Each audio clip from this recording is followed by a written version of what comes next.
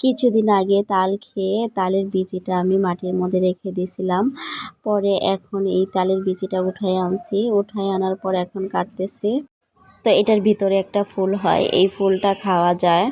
তো আমাদের জেলাতে এটা খায়, আপনাদের জেলাতে খায় কিনা জানি না। তো এই তালের বিচিগুলা কিন্তু অনেক শক্ত। তো আমার কিন্তু কাছে কোবাদা নাই, তো বটি দাদাই কাটতেছি।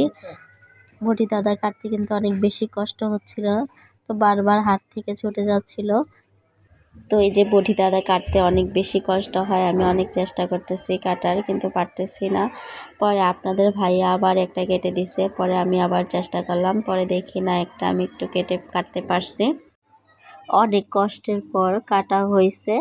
তো এই যে দেখেন কাটার পর এইটার ভিতরে যে ফুলটা খেতে কিন্তু অনেক মিষ্টি, আমার কাছে অনেক বেশি ভালো লাগে। আমি প্রতি বছরই এভাবে রাখার চেষ্টা করি। তো এই ফুলটা কে কে খেয়েছেন কমেন্ট করে জানাবেন। সবাই ভালো থাকবেন, সুস্থ থাকবেন। আল্লাহ হাফেজ।